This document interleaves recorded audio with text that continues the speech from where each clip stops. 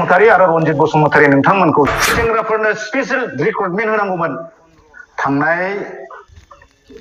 15 तारिखआव दिल्लीयाव बर'लेण्ड महोत्सव खुंनाय जादोंमोन। बेवहाय जोङो भारतनि प्रधान मन्त्रि नरेन्द्र मोदी बिथांनि माखासे बाइकखौ जों नुनो मोनदों, लेक्चारखौ नुनो मोनदों आरो बे लेक्चारखौ खोनानानै जों ओरैबायदि मोनसे आसरित फिलिंस खालामदों आरोना। ओरैबायदि बुंबाय नरेन्द्र मोदी बिथाङा जोंनि एक्स एनडिबि फोरनि थाखाय 1500 कौटि थाखा भारत सरकारा हरदों होननानै। दा बेखौनो जों दिनै आसरित जादों। बे 1500 कौटि थाखाखौ लाबोनानै जोंनि बिटिसिनि सिएम प्रमद बर' बिथांजों लोगोसे नैबे बिटिआर सालायगिरि दैदेनगिरि बिथांमोन इउजि ब्रह्म, रोनगोरा नार्जारी, गबिन्द बसुमतारी, रनजित बसुमतारी बिथांमोना बे फैसाखौ लाबोना बहा दोनखुमा फैखो? जोंनि कुइसना बे। बिथाङा दिनै नरेन्द्र मोदी बायदि सासे भारतनि प्राइम मिनिस्टाराथ' नंखाय खोथा बुङा, फैसाखौथ' हरमारदों। किन्तु बिथांमोनहा गावसोरखौनो ओरैबायदि बुंनानै लाबाय प्राइम मिनिस्टार बिथांनि सिगाङावहाय एक्स एनडिबिफ्रालायनो माने गासिबो फैसाखौ मोनजोब्बाय, 4000नि बारा मानसिया फैसा मोनबाय होननानै बुंदों। किन्तु बे फैसाखौबो ओरैबायदि होदों, नंगौ माखासेया मोनदों किन्तु बियो लन हिसाबै मोनदों आरो माखासेया मोनाखै। आरो बेखौ गभर्नमेन्टनो बा बेंकनो बै जाय मोनगिरि बिथांमोनहा होफिननांगौ आरो बे मोनसे। आरो एक्सक्रेसिया जाय मुंख्लं न'खरफोर, बे न'खरफोरनो गासिबो 5 लाख फैसा हरजोब्बाय होननानै बिथांमोनहा बुंदों। किन्तु बेथ' नंखाय, बेथ' नंखाय। जोंनि तामुलपुरावनो अनेक मथा मथि तामुलपुरावनो 400-500सो मार्टियार न'खर दङ, बिथांमोननो दिनै सासेबो मोनाखै। जों नाम मख'नानै बुंनो हायो, चेनिउर बेवहाय लिडार बाबुल बर' होननाय दङ, बिथाङा जुडिसियेलमोन, काउन्सिलनि जुडिसियेलमोन, बिथाङा मोनाखै। थिग बेबायदिनो प्रफुल्ल नार्जारी होननाय दं, डिम्बिस्वर ब्रह्म होननाय दङ, फरेन बर' होननाय दङ। थिग बेबायदिनो गोबां तामुलपुरावनो 500-600 जनसो मार्टियार न'खर दं आरो बिथांमोना होआखै। बेवहाय अबे रावजों बिथांमोनहा बिदि बुंनो हाखो? ओंखायनो जों आसरित जादों आरो बहा 1500 कौटि थाखाखौ लाबोनानै बहा होखो? आरो मोनसे खोथाखौ बुंदों, माने बे एक्स एनडिबि फोरनोलायनो माबा पुलिसाव साकरि होजोब्बाय।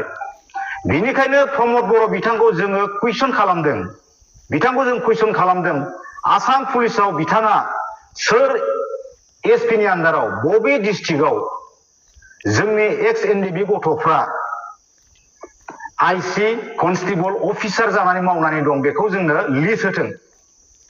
मानोना खुगाजों बुंबाल' जानाय नङा बियो, बेखौ जोंनो लिस्ट सहकारै जोंनो नांगौ, थाबैनो बिथांमोनहा जोंनो होथों, बेखौ जोङो कुइसन खालामदों।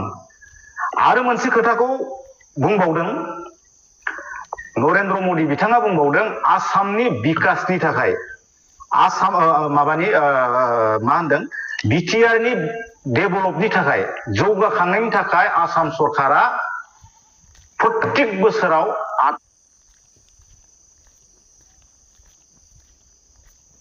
पेश है एज स्मिल स्नैप ऑन डेंचर्स।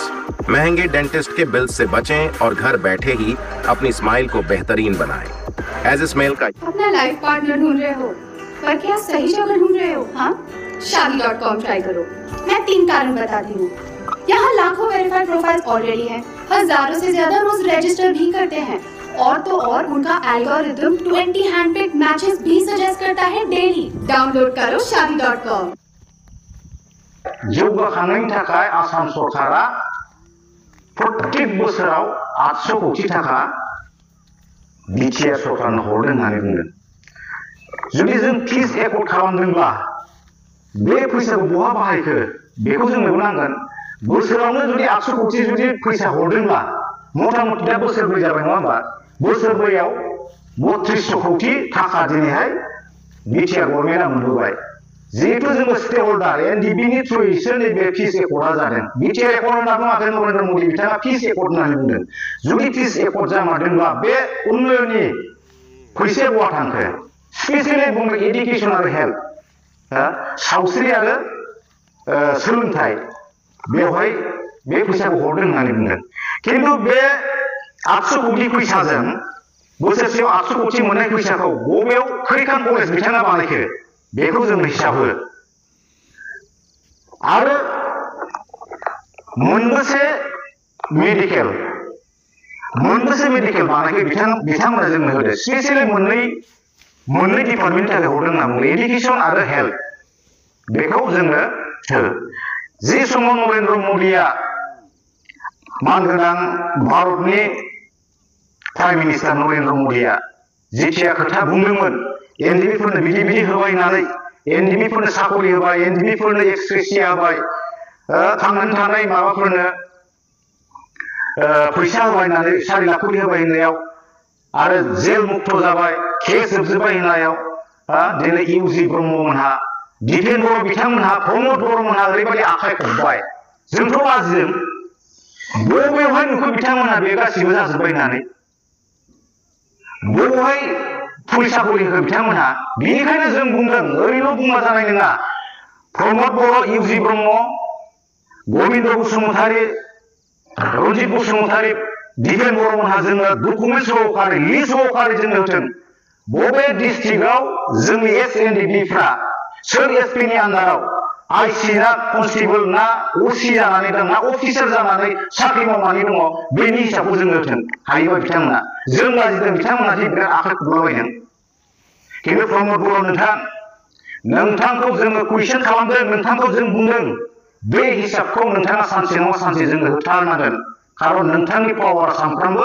जुगामि नङा जों ओरैबायदि लाजिनाय मोनदों सानसे समाव जोङो हाई स्कुल फरायनाय समाव भारत जारिमिन जों फरायनो मोनदोंमोन भारत जारिमिनाव औरंगजेबा मा खालामदोंमोन गावनि फंबायफोरखौ बुथारजोबनानै गावनि बिफा शाहजाहानखौ बे जेलाव लाइफ टाइम जेलाव दोननानै बे राजा जादोंमोन थिग बेबायदिनो दिनै प्रमद बर'आ जोंनि एनडिबि सेंग्राफोरखौ गोथाङै बुथारबाय थांनानै थादोंबाबो दिनै एनडिबिनो एथेसिया एनडिबिनो रिहेबिलिटेसन होनांगौब्लाबो बेखौ बिथाङा दिनै होआखै जोंनि खराव लिरना लाबोखानाय बायदि जोंनि सेंग्राफोरनो स्पेशेल रिक्रुटमेन्ट होनांगौमोन आर्मि मिलिटारि पुलिस बैसो थानाय मानसिफोरखौ बेखौ बिथाङा सासेबो होनो हायाखै जेलाव दोनबाय गोथां बिथांमोना थैनानै दङ बिथांमोनखौ दिनै बुथारदोंना बुथाराखै प्रमद बर' बिथाङा दिनै जायनिखि जोंनि आन्दलननि फाउन्डार लिडार बे लिडारखौ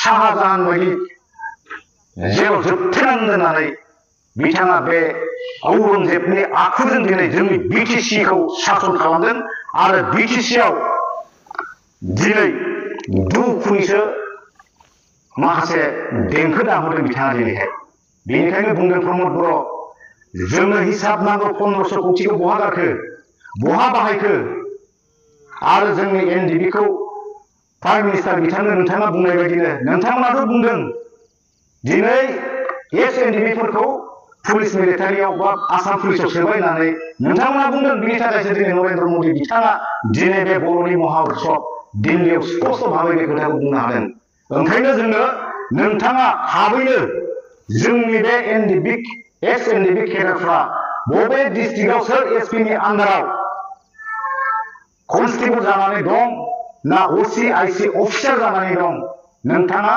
लिस्ट सहकारै डकुमेन्ट सहकारै जोङो स्पष्ट खालामनानै होनांगौ बेखौ जों दिनै नोंथांमोनाव प्रमद बर' इउजि ब्रह्म दिपेन बर' गबिन्द बसुमतारी आरो रन्जित बसुमतारी नोंथांमोनखौ जोङो स्पष्ट खालामनो थाखाय जों दिनैहाय तामुलपुरनिफ्राय एसएनडिबि जानाय नोंथांमोनखौ स्पष्ट होनो थाखाय जों खावलायदों